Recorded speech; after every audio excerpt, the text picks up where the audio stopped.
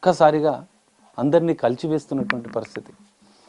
ఈ బెడ్లపైనే పడుకోబెట్టి మత్తు ఇంజెక్షన్లు ఇచ్చింది, మట్టు పెట్టింది. సో ఈ కుటుంబ సభ్యులు ఉన్నారు, ఒకసారి మాట్లాడించే ప్రయత్నం చేద్దాం. అయితే ఇక్కడ మరో కీలకాంశం, ఇట్లాంటి వీటిని జనరల్గా ఊర్లలో దిగుట్లు అంటారు, ఇందులోనే ఇంజెక్షన్లను పెట్టింది. ఆ ఇంజెక్షన్ ఎంటీ సిరంజీలే ఈరోజు ఆమెని దొరకబట్టాయి. ఆ మత్తు ఇంజెక్షన్ల వల్లనే ఈరోజు దొరకబట్టింది. ఒకసారి అన్నం రమ్మన్నారు. అన్నకు ఫోన్ చేసింది, తల్లిదండ్రులు స్పృహలో లేరు అన్న, తొందరగా ఇంటికి రండి అని పిలిచింది. ఇంటికి వచ్చేసరికి ఆ తల్లిదండ్రులను విగత జీవులుగా చూసి ఆ అన్న కుప్పకూలిపోయాడు. అప్పటికీ డ్రామా క్రియేట్ చేస్తున్నటువంటి సురేఖ మాయ మాటల్ని నమ్మలేకపోయాడు, అంటే గుర్తించలేకపోయాడు. ఒకసారిగా తల్లిదండ్రులు ఇంట్లో విగత జీవులుగా కనబడంతో ఆ కొడుకు కన్నీరు మున్నీరుగా రోధిస్తూ డౌట్తో పోలీసులకు ఫిర్యాదు చేశాడు. నెక్స్ట్ డే ఈ ఉదంతం అంతా వచ్చింది అని ఒక్కసారి లోపల. సో వాళ్ళ అన్న ఉన్నాడు, సురేఖ అన్న, ముగ్గురు కూతుర్లు అయితే ఒక కొడుకు. స్థానికంగా బాటారం గ్రామంలో బట్టల షాప్ నిర్వహిస్తున్నాడు. ఒకసారి మాట్లాడదాం, కొంచెం జరగదు అని. సార్ చెప్పండి, అసలు ఆ రోజు మీకు ఫస్ట్ ఎవరు ఫోన్ చేశారు, అసలు ఏం జరిగింది? మా నాన్న ఫోన్తో కాల్ వచ్చింది, చెల్లి చేసింది. ఓకే, చెల్లి చేస్తే ఏమైందిరా అంటే ఏంలే అది స్కూల్ తప్పి పడిపోయారన్నా, నీ తొందర రావా అంటే సరే వస్తా, ఏమని చెప్పి నార్మల్గానే అన్న, నార్మల్గా కడుపు నొప్పి లేచింది, వస్తున్నా లేరా అంటే అలా ఏం కాలేదన్న, తొందరగా ఇద్దరు పడిపోయారన్నా అని లోపల వచ్చేసిన. 11 అంటే అదే టోన్తో చెప్పిందా? మీకు ఏమైనా డౌట్ వచ్చిందా చెప్పేటప్పుడు? ఏం డౌట్ రాలేదు, అంటే రెగ్యులర్గా ఇలా మాట్లాడి స్కూల్ సరిపోయిందా తొందరగా రా అని చెప్పింది అంతే. ఇక వచ్చేసిన అంతే. వచ్చే లోపల 2 డెడ్ బాల్ ఉన్నాయి. అంటే మీరు ఇంటికి వచ్చేసరికి చనిపోయి ఇద్దరు చనిపోయి. అప్పుడు ఏమని చెప్పింది మీ చెల్లి, అసలు ఎట్లా పరిస్థితి ఎట్లా ఉండే ఇంట్లో? ఫస్ట్ నాన్న పడిపోయిండు, చూసి అమ్మ పడిపోయింది అని చెప్పింది అంతే తప్ప వేరే ఏం చెప్పలేదు. తర్వాత ఏం చేశారు మీరు? అంటే ఏం చేయలే, కాక వాళ్ళందరూ వచ్చి ఇక్కడ పండుగ పెట్టిర్రు, అందరం మెరుచుకుంటున్నాం. అంటే మా చెల్లి మీద ఎలాంటి డౌట్ లేకుండా మాకు, ఇట్లా లవర్ అని తెలియదు మాకు, ఇట్లా ఇంజెక్షన్ ఇస్తాను డౌట్ లేకుండా. ఎందుకంటే ఇన్స్టాగ్రామ్లో పరిచయమైన ఒక వ్యక్తి కోసం, ఒక ప్రియుడి కోసమే తల్లిదండ్రులను హత్య చేసిందని పోలీసులు చెప్తున్నారు. మీకు ఆ విషయం ముందే ఏమన్నా తెలుసా, ప్రేమ వ్యవహారం కానీ ఇవంతా? నాకు అలాంటివి ఏం తెలియదు. ఇన్స్టాగ్రామ్ అనేది నిన్నటి నుంచే వైరల్ అవుతుంది అంతే. ఇప్పటివరకు పోలీసులు కూడా నాకైతే ఇన్ఫర్మేషన్ ఏమి ఇవ్వలేదు, గిట్లా అయ్యింది గిట్లా ఏం చెప్పట్లేదు. లవర్స్ ఉంటే లవర్స్ పేరు అన్న బయట పెట్టవచ్చు కదా, లవర్ కోసమే చంపిందని బయట పెట్టాలి కదా, అది కూడా పెడతలేరు వాళ్ళు. మరి వీళ్ళు ఏమన్నా చేసిర్రు అర్థం కావట్లేదు. అంటే ఈ అమ్మా నాన్న వాళ్ళకి కానీ, లేకపోతే అన్నగా మీకు కానీ, అన్న నేను ఒకరిని ప్రేమిస్తున్నాను లేకపోతే పెళ్లి చేసుకోవాలనుకుంటున్నానని ఇంట్లో వాళ్ళకి ఏమైనా చెప్పిందా? ఆ విషయంలో ఒప్పుకోకపోవడం వల్లనే ఇది జరిగిందని కొంత అంటున్నారు. అది అలాంటి ఇప్పటి వరకు అయితే ఏమిటో లేదు సార్. అంటే మీ చెల్లి సురేఖ ఎవరైనా లవ్ చేసినట్టు ఏమన్నా తెలియదు. మీ అమ్మ నాన్న వాళ్ళకి కూడా? మన అమ్మ నాన్న కూడా తెలియదు. తెలిస్తే మా ఇంట్లో చెప్పుకుంటాం, అందరం చెప్పుకుంటాం. కొడుకుగా మీకు కూడా షేర్ చేస్తుండే. ఆమె వచ్చింది తెలియదు నాకు, ఇంటికి వచ్చింది తెలియదు. నార్మల్గా ఇట్లా వస్తుంది అలా వెళ్ళిపోతుండే. అసలు ఎక్కడ ఏం జాబ్ చేస్తుంది మీ చెల్లి? నర్సింగ్ చేస్తుంది సార్, హాస్పిటల్ అంతా నాకు ఐడియా వస్తుంది. ఇది శాస్త్ర. Okay okay. అంటే రెగ్యులర్గా వస్తుంటుందా ఇంటికి? నార్మల్గా ఇప్పుడు ఒకసారి ఇట్లా వచ్చి చూసిపోతుండే, మాకు అంత ఏం పట్టించుకోకుండా అనమాట. ఫోన్ మాట్లాడుతుండే, ఇప్పుడు పండుగకి వస్తుండే. ఈసారి సంక్రాంతికి రాలేకపోయింది.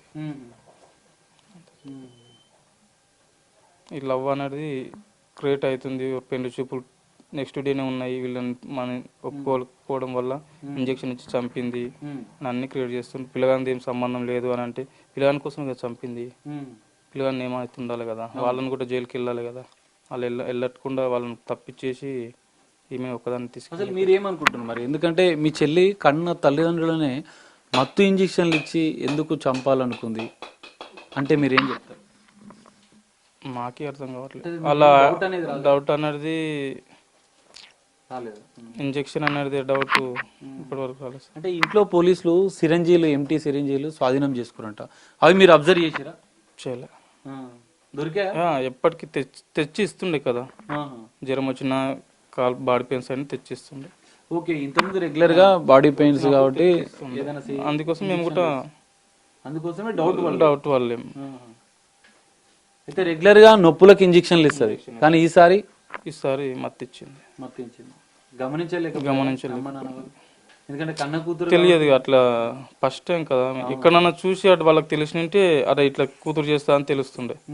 ఏడ చూడలేరు కదా, ఇటువంటి సంఘటన జరగలేదు, చూడలేరు వాళ్ళు. మళ్ళీ న్యూస్ ఏం చూడరు, చేనుకోతారు వచ్చి ఇంటికి అనుకుంటారు అంతే. పొలం పనులు అంతే, బయట ప్రపంచం అనేది సంబంధం లేదు. కానీ ఇంత దారుణమన్న తల్లిదండ్రులను అంటే కన్న కూతురు చంపింది అంటే అసలు నమ్మలేని విషయం అది. అసలు నమ్మలేకపోతున్నా. ఘోరం సార్ అది. ఎట్లా మరి మీ చెల్లి ఎందుకు ఇట్లా మారింది? ఇలా మారింది ఇప్పుడు అబ్బాయి కోసం మారింది కదా సార్. అలా అబ్బాయిని కూడా జైలుకి వెళ్ళాలి కదా. మరి మాకు ఇప్పటి వరకు ఇన్ఫర్మేషన్ ఇవ్వట్లేదు. ఇప్పటి వరకు పోలీసు వాళ్ళు కూడా ఇవ్వట్లేదు, ఇట్లా అయింది అశోక్ అని చెప్పట్లేదు ఇంకా. అంతే, ఆ love marriage, love love love అంటున్నారు. ఇన్స్టాగ్రామ్ అని నిన్న వైరల్ అయింది. ఇన్స్టాగ్రామ్ లో ఎప్పుడు పరిచయం అయిందో తెలియదు మళ్ళీ. అంటే అంతకుముందు ఎట్లుంటుండే మీ చెల్లి సురేఖ ఫ్యామిలీతో కానీ మీతో కానీ? మొన్న వచ్చినప్పటికీ ఎలా అయిందో తెలియదు, కానీ అంతకుముందు నార్మల్ మేము ఫోన్ కాల్ ఎట్లా మాట్లాడతాం, ఏం చేస్తున్నారన్నా, బాగున్నారా, బాగున్నాం, సరే బాయ్ అన్నా, అంతే. ఎప్పటికి ఎలా ఉంటున్నా అలానే ఉన్నాం. కానీ లోపల 4-5 months అంది ఏం చేసుకుర్రు, ఏం నేర్చుకుర్రు మాకు తెలియదు అలా. అంటే ఆమె బీఎస్సీ నర్సింగ్ చేయాలనేది మీ తల్లిదండ్రులు అనుకున్నారా, ఆమె నిర్ణయమా? మామూలుగా ఇంటర్ అయిపోయింది, ఏం చేస్తారా అంటే ఇట్లా చేస్తానన్నా అంటే మా నాన్న డబ్బులు లేడు. సార్ చూడు అని చెప్తే సార్ తీసుకొని, ఇక నార్మల్గా ఎట్లుంటుంది సార్, ఇక చేసుకుని ఎవరు బతకాలి బతకాలి ఎప్పటికంటుండే, నా కాళ్ళ మీద నేనే బతుకుతా, నా కాళ్ళ మీద నేనే బతుకుతా అని అంటుండే. నీ ఇష్టం ఉన్నట్లు బతుకురా, దాని ఉంది అని అంటుండే మా నాన్న కూడా. మా నాన్న మాకు అమౌంట్ ఎవరికి ఇవ్వకుండా కానీ మా చెల్లికి ఇస్తుండే. 15 days సంక్రాంతికి ఇప్పటికి 24కి 10 daysలో 20,000 దాకా కొట్టిందంట. అబ్బాయికి ఈఎంఐ కట్టినా అని టాక్ వెళ్ళింది, నిన్న చెప్పారు కానీ మనకు అంత క్లారిటీ రాలేదు. బైక్ ఈఎంఐ కట్టిందంట, ఓటీలు చేసి కూడా వాళ్ళకి ఇచ్చిందంట. మరి వాళ్ళ ఓటీలు ఎందుకు తీసుకున్నావు, అమౌంట్ ఎందుకు తీసుకున్నావు అని కొంచెం చెప్పాలి కదా, వాళ్ళకి ఒకటి అడగాలి కదా. మరి వాళ్ళకి ఎవరైనా కాల్ చేసి మనం చెప్పిర్రా తెలియదు. మరి మన కేసు గిట్ట మన రిఫిల్ చేయాలా అనేది తెలియదు. అలా ఇంకా మాకు ఏం తెలియదు. అసలు పోలీసులు అనేది రాలేరు, వచ్చిర్రు, ఇంజక్షన్ ఇచ్చిర్రు, దొరికినాయి అని చెప్పారు, అంతే. ఆటోమేటిక్ జైలుకి పంపించేసారు అంతే. ఇక అయితే తర్వాత 24th రోజు చనిపోయిన తర్వాత మీ చెల్లి ఎట్లా ఉండే ఆ రోజు ఇంట్లో పరిస్థితి? ఎందుకంటే తల్లిదండ్రులు చనిపోయారు, బంధువులంతా వచ్చారు. మేము ఎట్లా ఏడుస్తున్నాం అట్లనే ఏడ్చింది. ఏడ్చిందా? అందరి ముందు ఏడ్చింది. ఒకసారి కడుపు వస్తుందంటే మర్పల్కి తీసుకెళ్లారు. సెకండ్ టైం అబ్బాయి వాళ్ళు ఇక్కడ ఉండరంట, ఇక్కడ అబ్బాయి వాళ్ళు, మా చెల్లి వాళ్ళు లవ్ చేసే అబ్బాయి వాళ్ళు ఇక్కడ ఉండరంట. ఈ ఊరికి వచ్చారంట. మరి ఆన్ ద స్పాట్ లో ఎలా వచ్చారో తెలియదు. మళ్ళీ సంగారెడ్డి వెళ్ళిర్రు. సంగారెడ్డి వెళ్ళి మళ్ళీ హాస్పిటల్ చూసుకుని మళ్ళీ వచ్చారు. అప్పటి కూడా మాకు డౌట్ రాలేదు. అమ్మాయిని వాళ్ళే తీసుకెళ్ళిరా? మా చెల్లి వాళ్ళు వాళ్ళందరూ తీసుకెళ్ళారు. ఫ్రెండ్స్ అంటే అందులో పోతే అన్న ఫ్రెండ్స్ అన్నారు, ఇందులో పోతే మా ఎవరికైనా తెలిసిన వాళ్ళకి మా ఫ్రెండ్స్ అని అన్నారు. అలా అయింది. అప్పుడు ఏం డౌట్ రాలేదా? ఎందుకంటే మీ చెల్లి తల్లిదండ్రులు, ఎందుకంటే ఆమెనే ఇంజక్షన్లు ఇచ్చింది, మత్తు ఇంజక్షన్లు ఇచ్చిందన్న విషయం మీకు ఎప్పుడు తెలిసింది? నేను మా అమ్మ నాన్న చనిపోయినాక ఇక్కడ పండబెట్టినాక కూడా డౌట్ రాలేదు. ఇంజక్షన్ లోపల నైట్ 3 o'clock దొరికితే అప్పుడు డౌట్ వచ్చింది. అప్పటి వరకు మా చెల్లి అలాంటిది కాదని.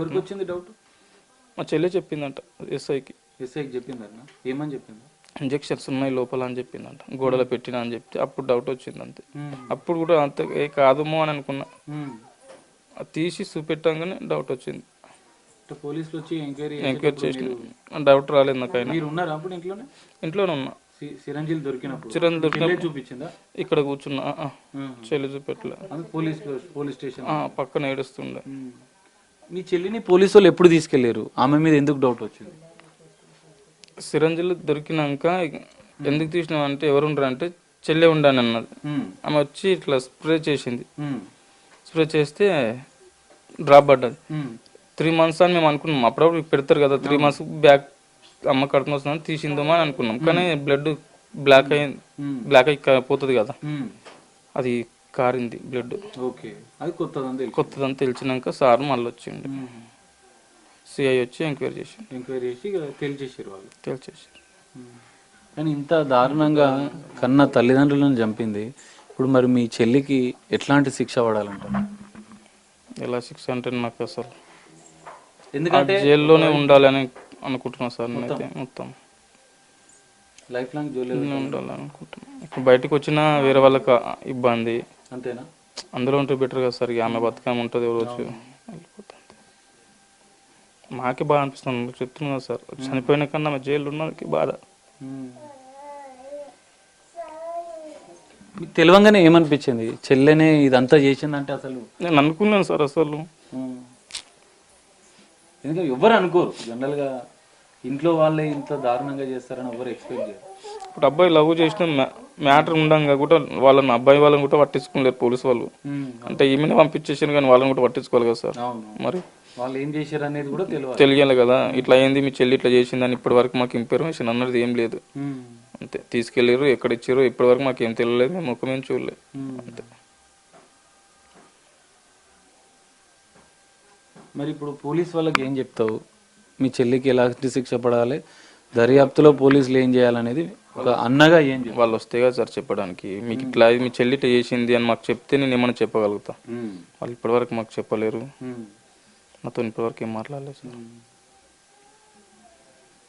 సమాజంలో ఇంత దారుణ ఘటనలు జరుగుతున్నాయి. కన్న కూతుర్ని ఇంతగానం చదివిస్తే వాళ్ళు వ్యవసాయ కూలీ పనులు చేసుకొని డబ్బులు కూడా మీకంటే ఎక్కువ మీ చెల్లికే ఇచ్చారని చెప్తున్నాం. సో మరి మీ అక్క వాళ్ళు వీళ్ళంతా ఏమంటున్నారు, మిగతా సిస్టర్? వాళ్ళకు ఏం తెలియదు సార్. వాళ్ళకు నేను ఎలా ఉంటాను, నేను మా చెల్లి వాళ్ళు అందరం ఒకటి, మా చెల్లి మా అమ్మ నాన్న ఒకటి. ఓకే. అంటే మేము మ్యారేజ్ అయింది కాబట్టి ఆ మ్యారేజ్ కాలేదు కదా, ఆమె జర ప్రేమ ఎక్కువ ఉంటుంది. ప్రేమ ఎక్కువ ఉంటుందా? చాలా ప్రేమ ఉంది. సురేఖ పైన చాలా ప్రేమ. అంత ప్రేమ ఉన్న చెల్లెలే ఈ రోజు ఇట్లా చేసింది. ఎలా చేసిందో నాకే అర్థం కావట్లేదు సార్. అసలు ఊహించలేను సార్ ఈ సంఘటన. ఒక మాటలో శిక్ష వెయ్యాలంటే మీ చెల్లికి ఏం చెప్తావు? ఏం చెప్పాలి నాకు అర్థం కాదు. నేను చెప్పాలి సార్. నేను అసలు ఉన్న తల్లిదండ్రులు వెళ్ళిపోగొట్టుకున్నా.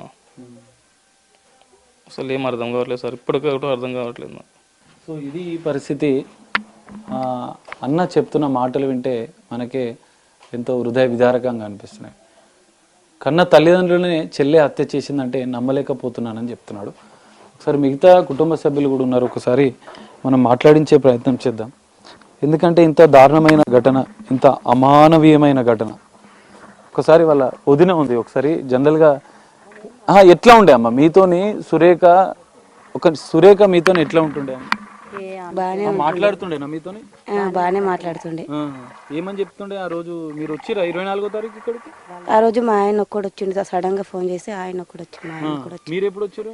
మేము తర్వాత ఫోన్ అందరికి నేను కనుక్కుని తర్వాత ఊరు అన్న ఇట్లా దొరకరారని అంటే నాకు తోలుకొని వచ్చారు కదా నేను వచ్చిన. వచ్చిన తర్వాత సురేఖ ఎట్లుంటుండే అందరితో? ఎట్లుండే అప్పుడు? బాగానే ఉండే, చాలా ఏడిచింది, చాలా మంచిగా ఉండే. అంటే ఏమైంది అంటే ఏమవుతుందా నాకు తెలియదు, నేను వచ్చిన ఈ రోజే అన్నది. ఏమేమని చెప్పలేరా అని అడిగినాము, అంటే నాకేం చెప్పలేదు అన్నది. అన్నకి సైలెంట్, మేము ఇక బాధపడుకుంటా మేమే ఉన్నాం నైట్. అంటే అప్పుడు అందరి ముందు ఏడ్చిందా మరి అందరితో? ఎందుకంటే తల్లిదండ్రులు చనిపోతే బాధ ఉంటది. ఏడ్చింది, మంచిగా ఏడ్చింది, బాధపడ్డది. మళ్ళా తెల్లారి నాకు ఆ రోజు నైట్ కళ్ళు తిరుగుతున్నాయని చెప్పేసింది. కళ్ళు తిరుగుతున్నాయి చెప్తే ఏమన్నా అయ్యిందేమో అనుకొని మళ్ళా హాస్పిటల్ వెళ్ళాం. తొలకపోయారు ఆ పిల్లకు. కడుపు నొప్పి లేస్తుండే అప్పుడప్పుడు. కడుపు నొప్పి లేస్తుందని చెప్తే తొలకపోయారు.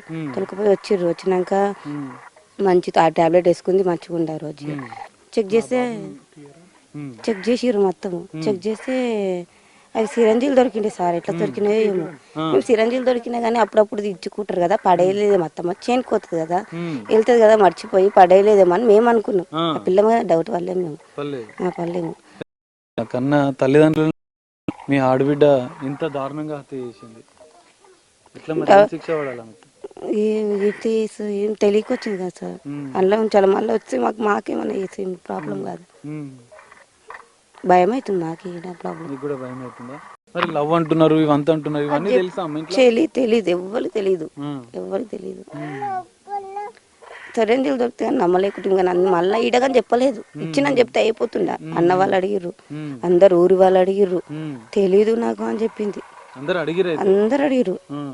ఎవరు ఉండరు అంటే చిన్న బిడ్డ ఉంది అన్నప్పుడు అడగరా?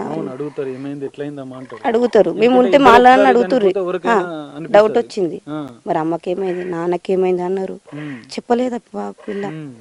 చెప్పక వాళ్ళు ఏమైందో ఏమో పోలీసు వాళ్ళు దొరకపోయారు. ఇద్దరిని దొరకపోయారు, వాళ్ళ అన్న దొరకపోయారు, ఆమె దొరకపోయారు. అన్న అని అడిగిండంట. చెల్లి చెప్పు చెల్లి ఏమన్నా నువ్వు చెప్పు చెల్లి అన్నాడంట. నాకు తెలియదన్నా అన్నదంట. మళ్ళీ నీకు వచ్చినాక మరి ఏం చెప్పిందో ఇంజక్షన్ ఏడుకెళ్ళి ఎట్లా ఇచ్చినాడని చెప్పలేదంట అసలు చాలా. తర్వాత ఇంజక్షన్ ఇచ్చినా అని చెప్పిందంట. ఏం ఇంజక్షన్ ఇచ్చినా తేపోమంది అన్నారంట వాళ్ళు.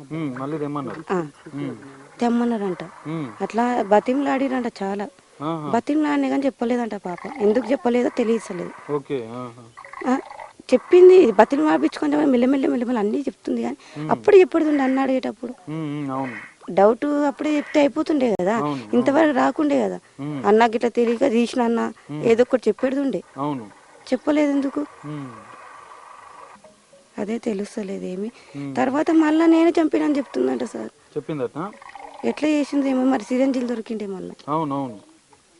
సిరంజీలు దొరికినాక చెప్పినట్టుంది. మేడం వాళ్ళు చెప్తారు కదా, మేడం వాళ్ళు వచ్చి చెప్పిర్రు. మాకు తెలీదు, మేడం వాళ్ళే కదా తీసుకో అన్ని మేడం వాళ్ళే లెంకిరు కదా, మాకైతే తెలీదు కదా. ఇల్లంతా మేడం వాళ్ళే లెంకిరు. మేము ఇంట్లో మేము పోలేము, మేము ముట్టలేము. ఏమి మా బాధలో మాకున్నాం, ఇద్దరు వేరే మా బాధలో మాకున్నది. సో ఇది పరిస్థితి మనం చూడొచ్చు. ఆ కుటుంబంలో తీవ్రని విషాదం. కన్న తల్లిదండ్రులని కన్న కూతురే హత్య చేసింది. గ్రామంలో పూర్తిగా విషాద ఛాయలు అలుముకున్నాయి. అసలు ఏం జరిగింది, ఎలా జరిగింది అనేది తెలియదు. కానీ ఆ కూతురు మత్తు ఇంజెక్షన్ ఇచ్చి చంపిన అనంతరం కూడా ఏడుస్తూ తన తల్లిదండ్రులు స్పృహ తప్పి పడిపోయారంటూ ఒక డ్రామా క్రియేట్ చేసినట్లుగా కూడా కుటుంబ సభ్యులు చెప్తున్నారు. నా చెల్లె ఇదంతా చేసిందా అంటే నాకే నమ్మలేకపోతున్నానంటూ కూడా ఆ అన్న ఎంతో హృదయ విదారకంగా చెప్తున్న దృశ్యాలు. సో నా చెల్లి తల్లిదండ్రులనే హత్య చేసింది కాబట్టి తనను జీవితాంతం జైల్లోనే ఉంచాలంటూ కూడా ఆ అన్న డిమాండ్ చేస్తున్నాడు. ఇక్కడ ప్రియుడి పాత్ర పైన కూడా ఆరా తీయాలి. ప్రియుడి పాత్ర ఏముంది, ఇన్స్టాగ్రామ్లో చాట్ చేసిన వ్యక్తి ఎవరు, అతను కూడా ఈ ఊరికి వచ్చినాడు, తనని కూడా కఠినంగా శిక్షించాలంటూ కూడా కుటుంబ సభ్యులు డిమాండ్ చేస్తున్న పరిస్థితి. మరి కేసు దర్యాప్తులో ఏమైతే ఇప్పటికే కన్న తల్లిదండ్రులు హత్య చేసిన కూతుర్ని పోలీసులు కటకటాల వెనక్కి నెట్టారు. మరి పూర్తిస్థాయి దర్యాప్తులో ప్రియుడి పాత్ర ఉందా లేదా తేలుతుందా, పోలీసుల దర్యాప్తులో ఏం తేలుతుందనేది మాత్రం వేచి చూడాల్సిన పరిస్థితి. కెమెరామెన్ శ్రీకాంత్తో కలిసి సాగర్, బిగ్ టీవీ, వికారాబాద్ నుండి.